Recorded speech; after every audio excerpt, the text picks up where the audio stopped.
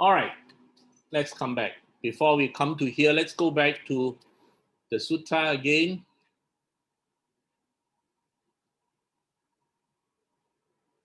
So we began by talking about this one line. And as I said, brothers and sisters in the Dharma, if there is one thing you bring home, bring this first part home. But you see, once you translate it to English, it completely loses its essence. So you need to either chant it in Japanese, Vietnamese, Korean, or Mandarin to get its essence. Because once you translate to English, it's gone. It doesn't have that meaning that Chang was trying to teach us. 观自在菩萨行深般若波罗蜜多时，照见五蕴皆空，度一切苦厄. The very fundamental core of the teaching. Look into yourself. 观自己现在 every moment. Walk the path deeply into perfect wisdom. See clearly that what you consider as yourself is actually an empty phenomena. Not that you do not exist. You exist, but you are empty of anything permanent. You're always changing. And our mechanism of perception of arupa, which is described as the way we perceive the five khandhas, that is empty. It does not have a solid core. If you can understand that, it will help you transform suffering and distress. And I've used examples. People fall sick because their knee, Brother Ju Singh got a bad knee. He is very happy with it. He accepts it. It's Anata. We all of us here who are Waga Emas have got diabetes, prostate problems, blah, blah, blah. Well, it's non-self. It's impermanent. What do you expect? So you can accept it. You deal with it to your best. You transform the suffering caused by taptiok, by attachment. You lessen your distress. So mindfully looking within to see the emptiness of the self is the very first. But do not go to the other extreme and knock yourself and say, I do not exist. Dr. Wong teach me I do not exist. No. Immediately the sutra tells you form is no other than emptiness. Emptiness no other than form. 色不异空，空不异色，色即是空，空就是色。受想行识，一复如是。It immediately tells you, no, no, no, no, no, don't go to the other extreme. You do exist, just that you are not permanent, concrete, unchanging. Both nihilism and eternalism is to be rejected. Clearly stated, form is no other than emptiness, emptiness no other than form. Form is exactly emptiness, emptiness exactly form. And it even goes on to teach you a fundamental principle of physics. Nothing is created nor destroyed. Energy, mass is merely transformed from one state to another. And when you can understand this, this is something I always share at funerals, because people think the person is gone, he's dead. But that is conventional. In ultimate reality, 不生不灭，不垢不净，不增不减. You are merely recycled from one state to another. And depending on what you have done, that recycled aeroplane, train, whatever, will be the vipaka of your karma. Emptiness is not nothingness. Very, very important. Do not go away with that misconception. Then the next part deals with all that we perceive. Six sense base, six sense organ, six sense consciousness. So we look at your car. SK look at his car. Oh, beautiful BMW. He thinks it's a permanent car. He thinks it's going to give him lots of happiness. Then he realized BMW, instead of bringing more women, actually bring more worry. Banyak makan wang, banyak masuk workshop. And he realized that BMW is not a permanent thing. It's very, very anicca. It's always breaking down, very anatta, no self, and very, very dukkha. And then he realized that, hey, not only am I, even the external things are also like that. Similarly, our sensation, thought, impulse, consciousness. Wow, I passed my exam. Wow, damn shock. But realize, brothers and sisters, that feeling only arose out of a very temporary condition. No eye, ear, nose, body, tongue, etc. All that you see are the 18 realms. Six sense base, six sense object, six sense consciousness. Yes, they are there, of course. Enjoy them, use them, but do not be attached to them, because none of them have a permanent, unchanging nature. They will all change. And if you hold on to them as your source of happiness, you are going to be very, very disappointed. So all experience is empty of any concrete nature. Woo! Do not hold on to them. Enjoy them, let it go. No ignorance, no ending of ignorance. These are all concepts, all in our mind. Old age and death, I already explained. No ending of old age and death. No suffering, source of suffering, annihilation, path, wisdom, attainment. All these are concepts. And while they are true, they are empty of any solid existence. Now we'll go on to this next part.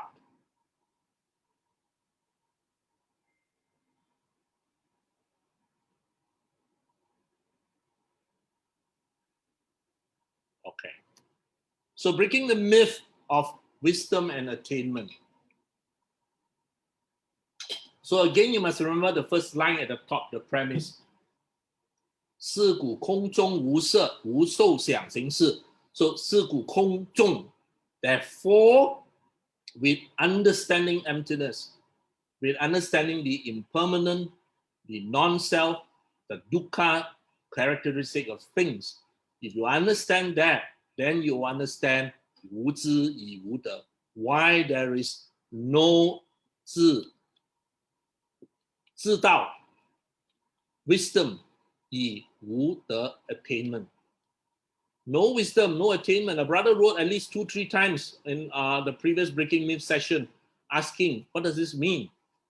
Understanding the emptiness of self, there is no need to egoistically maintain pride. You are only a temporary composite that is eternally changing. There is no need to have any form of pride based on my attainment. I keep my precept. I walk the path. Notice the eyes. All that is ego. Now, probably about 15 years ago when I was sharing the Dharma, there was one venerable who would now and then sit in and attend my talks. And he took out a piece of paper. And every time I used the word I, he would write it down on the piece of paper. And at the end of the talk, we were chit-chatting and he would tell me, you know, Dr. Wong, he said, do you know how many times in your sharing you use the word I? That taught me a very, very important lesson. Understanding the emptiness of self, or what need is there to egoistically maintain pride, position, attainment, higher level of wisdom and knowledge. All right? 无知以无得. With understanding emptiness, 无知以无得. Conceit fades. Now you do not even grasp onto whatever your achievements are. You do not grasp onto whatever wisdom that you think you have, knowledge that you think you have accumulated. When you really understand the emptiness of self, it is just a flowing river. There is no need to grasp, and with that, your conceit will naturally fade. Wu. Please understand that in the fetters of enlightenment, the 3 lower fetters of a sotapan, the Sakandagamin will weaken this. The Anagamin will eradicate first 5. And it is only the Arahant who is able to eradicate the higher 5, including conceit. All right, I hope you realize that. How do you eradicate conceit? You can only eradicate conceit when you understand this. Gratitude is, and not conceit, when you understand emptiness. The typical weakness of ingratitude is arrogance and egoism, when thinking that whatever you have done is achieved by your effort, a big I. But the wise person, the knowledgeable, realize that it is the efforts of many, many people, your parents, your teachers, your friends, and even apparently completely unrelated people. And they have all contributed to you achieving your goals. If not, you are not going to achieve that goal.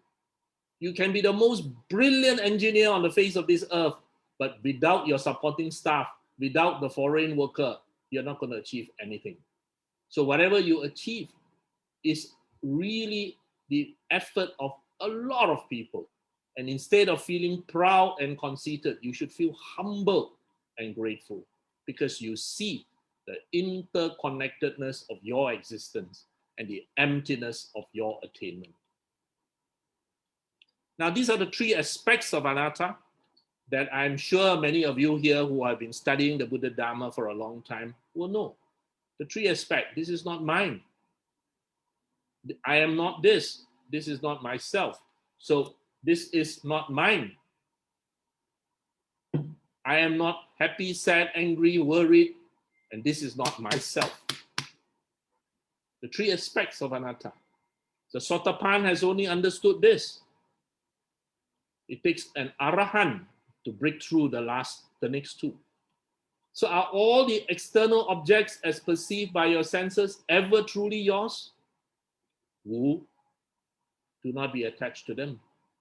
They exist, but you cannot not own them. So Wing Sun, you cannot own your son-in-law, neither can you own your daughter. Are all your thoughts, beliefs, emotions, likes and dislikes really yours? If you understand anatta, if you understand emptiness, do not be attached to them.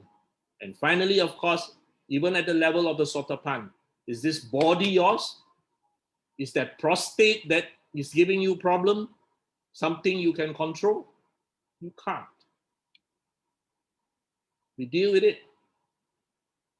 but we are not going to be attached to it so badly that you will result in pain, suffering. Who let it go. So even at whatever level that we are studying, the attitude of a beginner is ideal. Eager, humble, ready to learn. Discard misconceptions, discard whatever background. Then you can accept all possibilities. And that's why I told you, empty your cup. If not, it's going to be very hard for me to share. Once you think you know, the possibilities are all blocked. For example, in looking inwards in meditation, we are not learning. We're actually unlearning and letting go. So we need to let go of attachments, including any grasping to attainment, results, and knowledge. I did this, I built that, I construct this, I own this.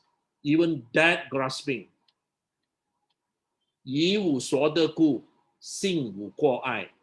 Having nothing to attain, there is no hindrance in the mind.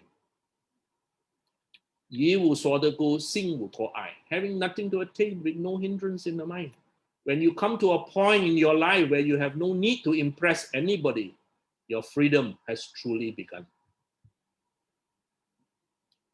Now, any gain or attainment is just a passing thought, as ultimately there is no being to achieve anything. This frees you from the stress of the need to achieve. So you can act without thoughts of the person doing the work, nor the magnitude or the return of the work done. So the Gladians who are organizing this, they just do it. They do not think, what is my return in organizing this? Or what my Hong Kong students will say, 有咩着數先？冇着數冇做嘅. Unfortunately, that is the reality of today's life. But if you understand and you're a good person, you act without thoughts of the person doing, nor the magnitude or return of the work done. 无過愛故，無有恐怖. No hindrance, that's no fear. Be non-attached to results and let the result take care of itself. Summarizing the last few lines, whoever can see this, the emptiness of the self, the emptiness of phenomena, the emptiness of concepts, no longer need anything to attain. Sees no obstacle in their mind, overcome all fear, destroy all wrong perception. He is free, 自在, happiness. Wu. So those who understand this, they do not rely on any mental impression of success or failure. They just do.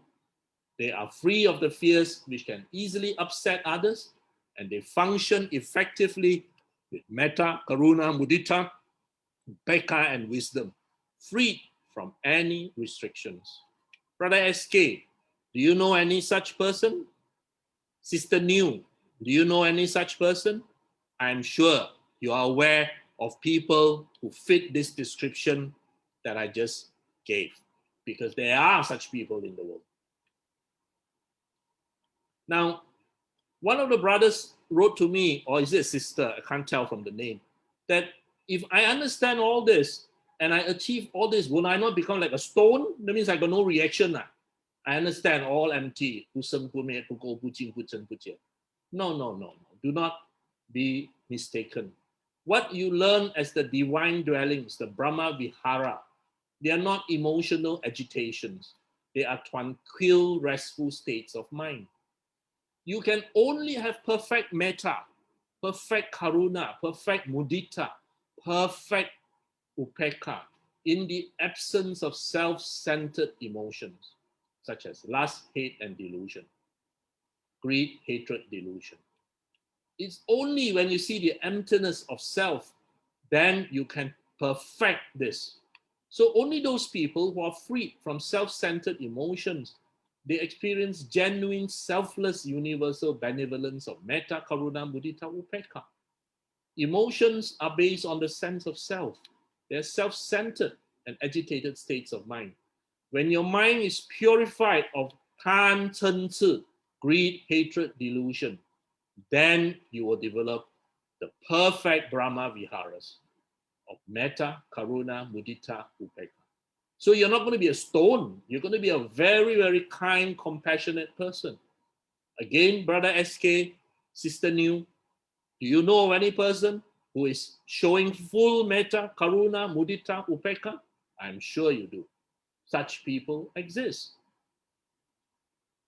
The next line in the sutta goes, 远离颠倒梦想，就近涅槃。远离颠倒梦想，就近涅槃。远离晕累 to leave far behind all your delusions. Far behind the delusion of a permanent I, a permanent self, an eternal I, an eternal self, a concrete I. 颠倒, overturn. Turn upside down all your delusions, all your misconception. Wake up from your 梦想, your dream. All of us are living like a dream. You know, the word Buddha means the awakened one. So somebody who is awake, who understands the truth, a Buddha, an Arahant, is the awakened one. So that means all of us, from Sister Chong Sui Ping to Brother Swami Go to Dr. Lee, they are all asleep. They are all walking in a dream. Because if the Buddha and the Arahants and the enlightened ones are awake, that means all of us are walking in a dream. We are all walking in a delusion. Delusion of self, delusion of conceit, delusion of grandeur, delusion of a million things. And the sutta here tells you, wake up from your dream. 梦想. If you can achieve this, then you 就近涅槃. Now, Nibbana is not something far away. Nibbana is not something after you die. The instant you awake from the dream, you are already in Nibbana. You are already in Nibana. The Buddha attained Nibana at the age of 35. Psychological Nibana, freedom from pain, suffering, greed, anger. When he died at the age of 80, he had Pari Nibana. That's why we call it Pari Nibana, again Nibana, because now his body is not going to be recycled into another form anymore. No more physical pain. So I hope you understand this line. 远离颠倒梦想，就近涅槃. So, brothers and sisters in the Dhamma, all my good Dhamma family here, do not strive for Nibbana. Please, do not strive for Nibbana. Strive for the end of greed, anger, hatred, delusion, ignorance. Strive for the end of this. Because when you strive for the end of greed, anger, hatred, sorrow, delusion, and ignorance, what results is Nibbana. All right? So do not strive for an unknown happiness. Eradicate a known unhappiness. All right? Now, this is taken from the Anguttara Nikaya 3.32, where the Venerable Ananda was talking to the Buddha, that is it possible that you can have such a state? Ananda is in doubt. Is it even possible that there can be someone with no ego, no possessiveness, no conceit, nothing, no conceit? They live, attain freedom of heart, freedom by wisdom, ego, possessiveness, tendency to conceit, all no more. And the Buddha said, yes, of course it is possible. And this is what the Heart Sutra is trying to teach you in 260 words. And then you can attain that, and you will realize this is peaceful, this is sublime, this is the stilling of all activities, the letting go of all attachment, the ending of craving. 远离颠倒梦想，究竟涅槃. Ajahn Chah says, do not try to become anything. Do not make yourself into anything. Do not even call yourself a meditator. Do not even try to become enlightened. Just get rid of your greed, hatred, and ignorance. The end point is enlightenment. When you sit, just sit. When you walk, just walk. Grasp at nothing. Resist nothing. This is exactly what the Heart Sutra is trying to teach you, summarized in 260 words. Now, the sutra teaches that all Buddhas of the past, present, and future live aiming for perfect wisdom and attain perfect enlightenment. The Dhamma is the boat for us to cross from ignorance to happiness, to awakening, cross from suffering to happiness. The Dhamma has to be used. The Dhamma is not to be praised, locked up in a center, and worshipped. The Dhamma has to be used. So now the very last part of the Heart Sutra teaches you the last step, that you need to go beyond all concepts. Form we talked about, emptiness we talked about. These are strategic understandings which I have already described in great detail. You got to master it, you got to understand it, because only then will you achieve boundlessness, 自在, self, non-self, plurality, singularity. These are all processes which you need to know because you need it for function. Emptiness, as I said, is a tool. You use it, it's not a wheel. Emptiness, if you grasp it wrongly, is like picking up a poisonous snake by the wrong end. So make sure you do not wrongly understand this teaching. Now, in this sutta, Samyutta Nikaya 12:15, the Buddha was talking to Kachana. And Kachana was asking about non-existence and existence. And the Buddha said that the one with right view, you do not cling to either this nor this. To say non-existence is wrong. That is nihilism. To say complete eternal existence or eternalism, that is also wrong, the Buddha said. And in turn, the Buddha taught that Dhamma by the middle. This is dependent origination.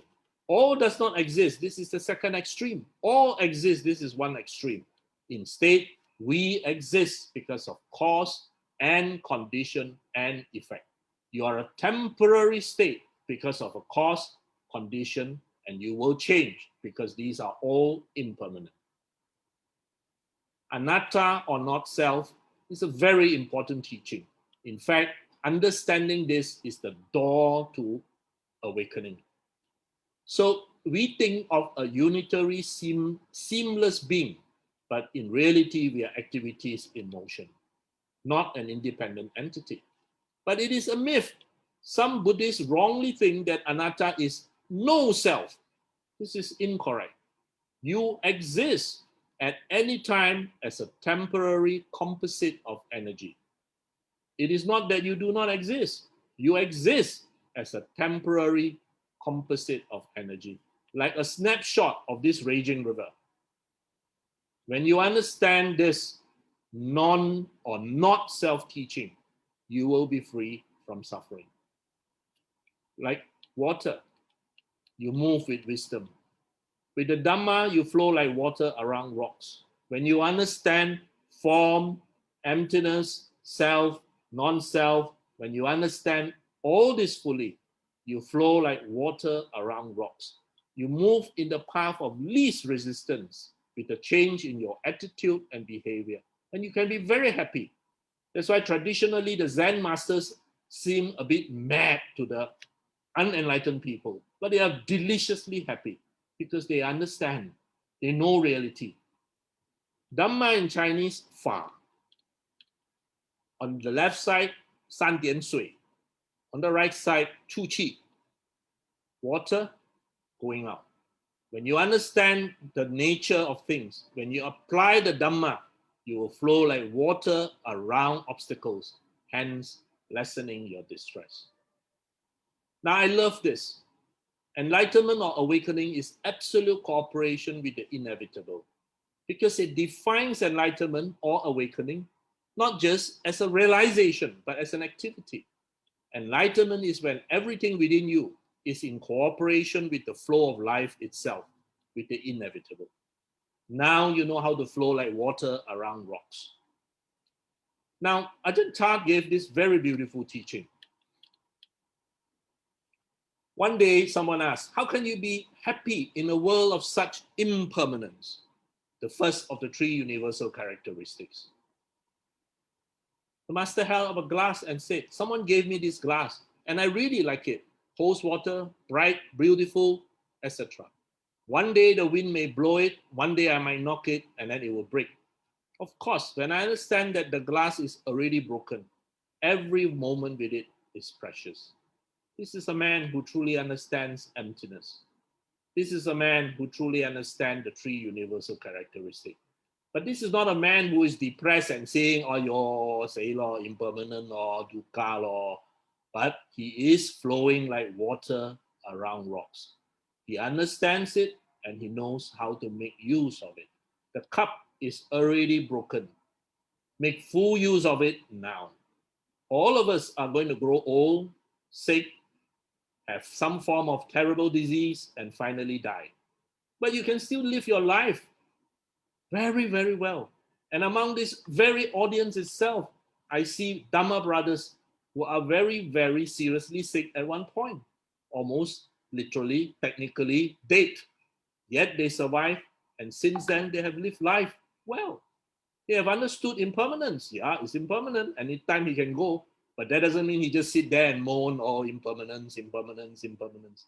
Instead, he has now lived life even fuller, better, more meaningfully. So attachment to sensual pleasure, Brother Quack, will cause suffering, but so does aversion to it. Do not swing to either extreme. Use the middle path. Remember, in the first noble truth, the Buddha identified suffering with the 5 clinging aggregates. But the aggregates themselves are not suffering. What you see, what you hear, what you taste, what you touch, what you think themselves is not suffering.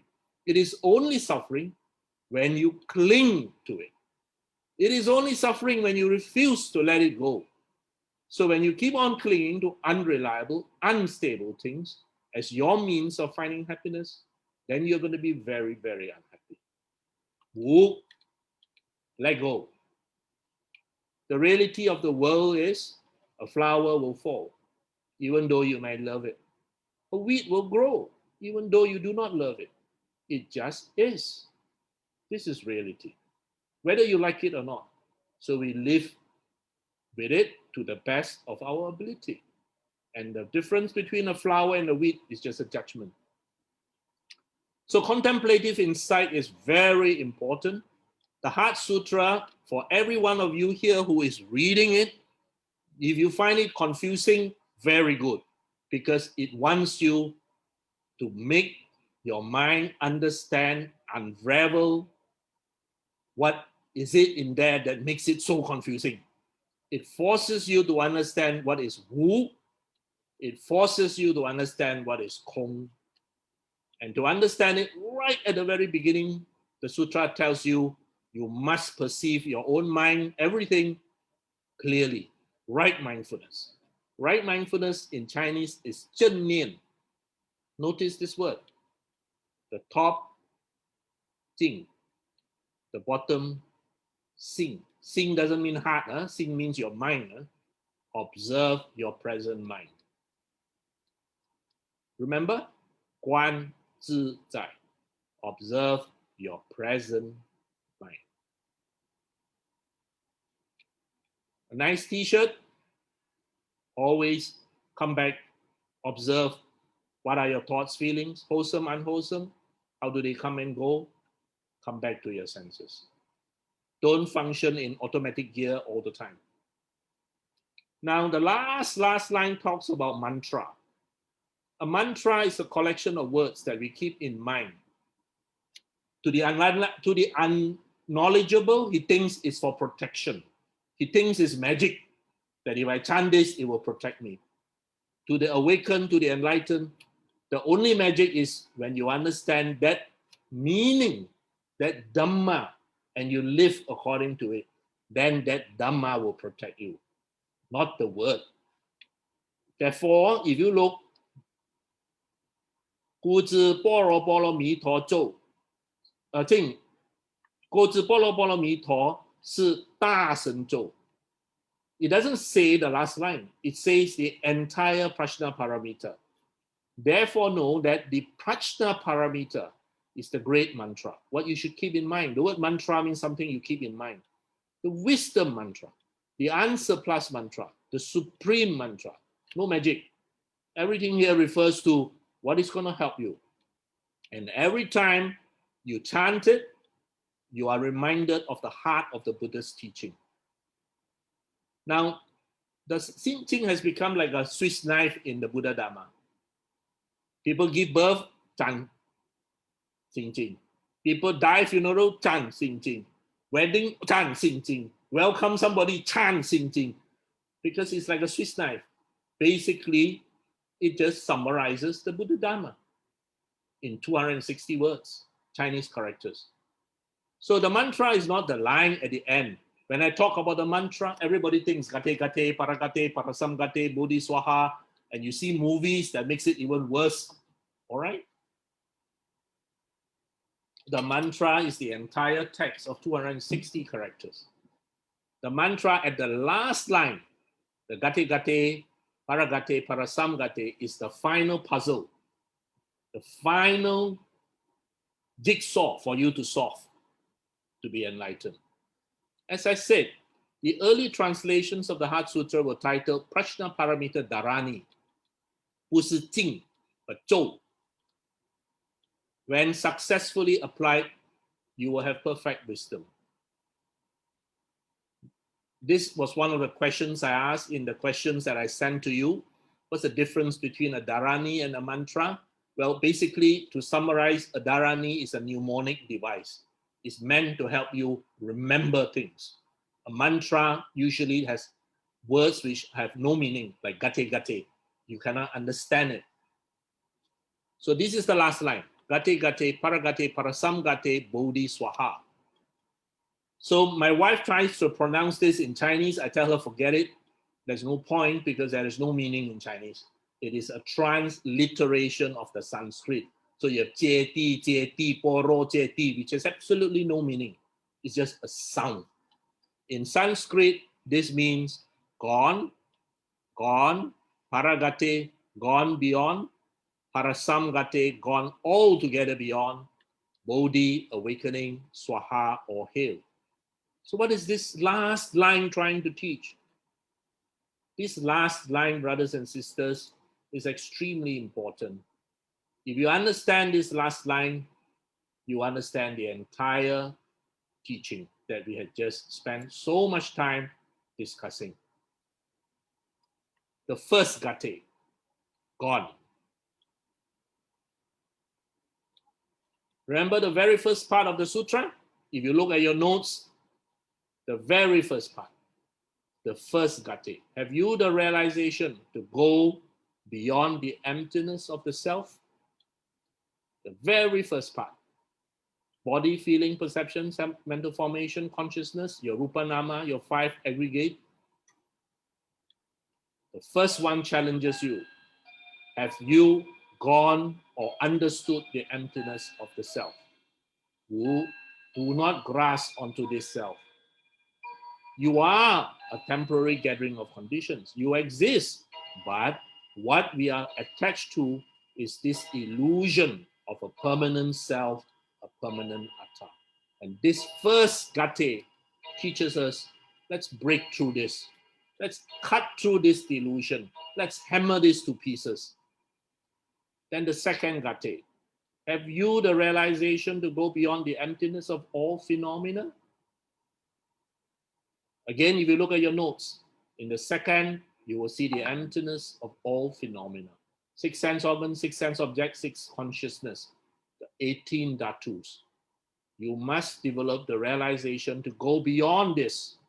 Everything that we see, hear, touch, smell, taste, everything, nothing has an independent existence. They're always changing.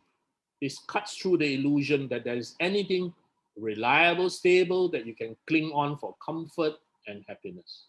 Who do not grasp onto phenomena as perceived by your 18 dhatus. Paragate, gone beyond. Have you the realization to gone beyond the emptiness of concepts? I also spent quite a lot of time just now explaining about concepts. All right? The emptiness of concepts. When you truly understand emptiness, you will rise above duality. The chains of our grasping and attainment, even to concepts, even to gain wisdom, attainment, I this, I that, I built this, I am great. All those concepts must be not attached to anymore. The Buddha said, even to Dhamma, you have to let go, let alone a Dhamma.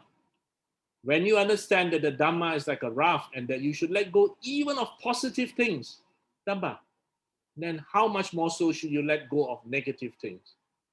And the late Ajahn Buddha Dasa, he used to teach this line, Sabbe Dhamma nalam abhinivesaya.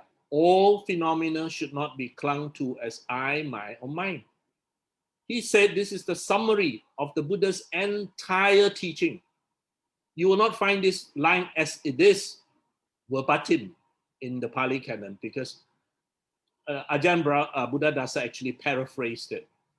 But Sabbe Dhamma nalam abhinivesaya, Ajahn Buddha Dasa taught, is the very core of the Buddha Dhamma, the very summary of the Buddha Dhamma.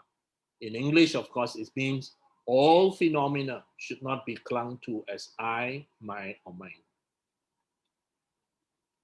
Including concepts, including attainments, including wisdom.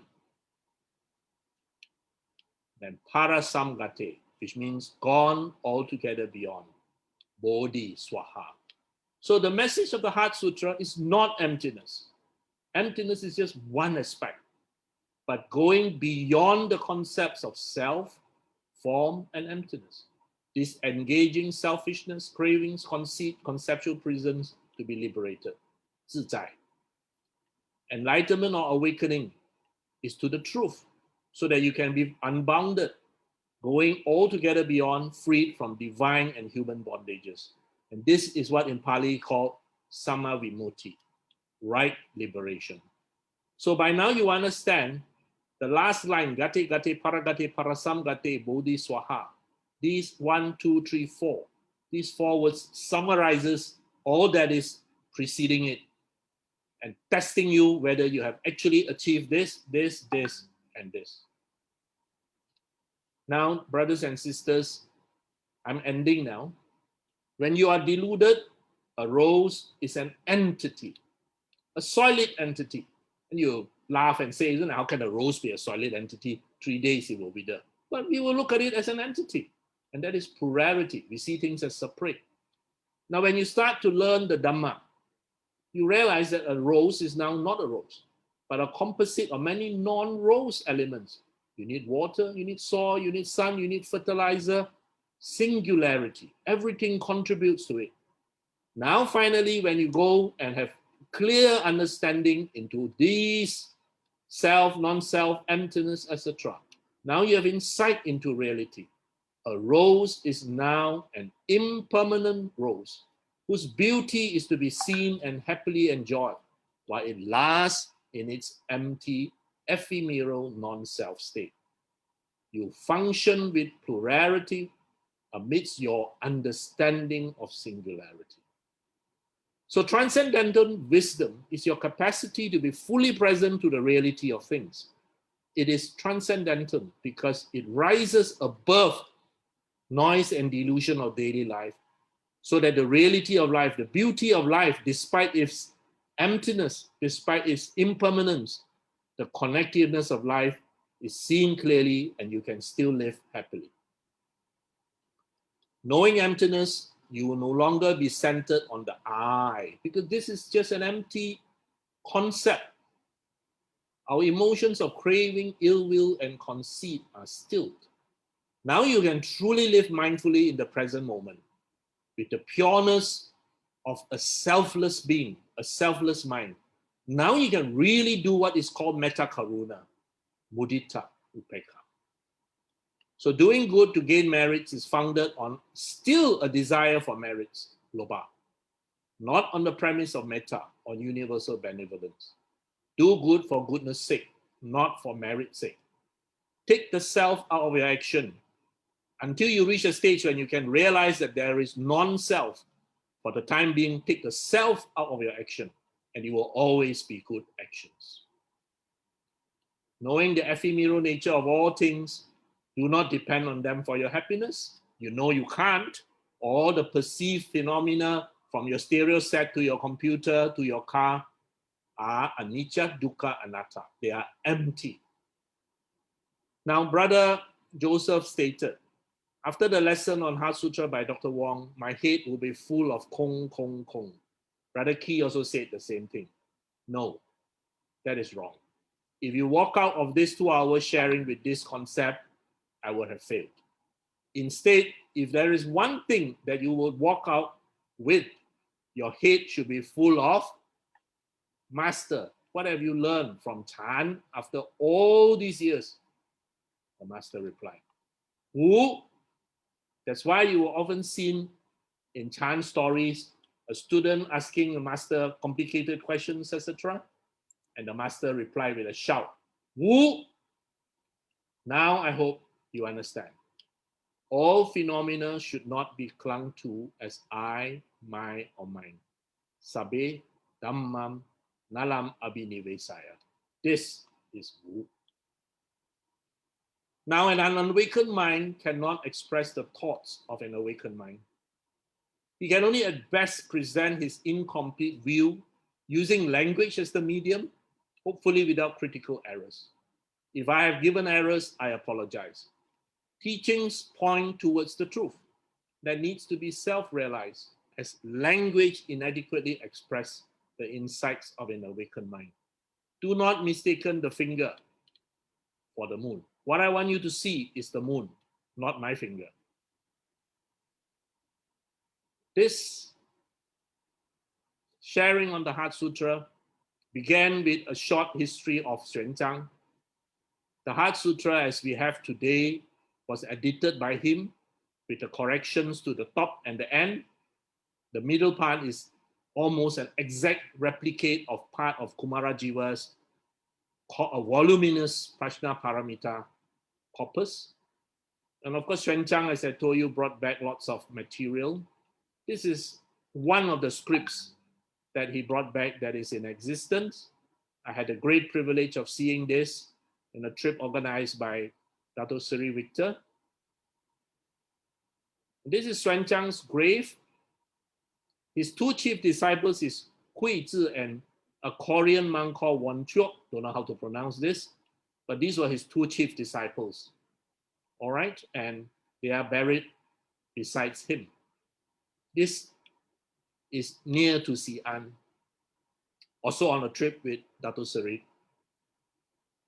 We were also very blessed that the venerables at this same place so honored us by actually showing us this, which apparently is not usually shown to tourists, but I think because of the monks that were with us, they actually allowed us in and showed us the relics of Swan Chang.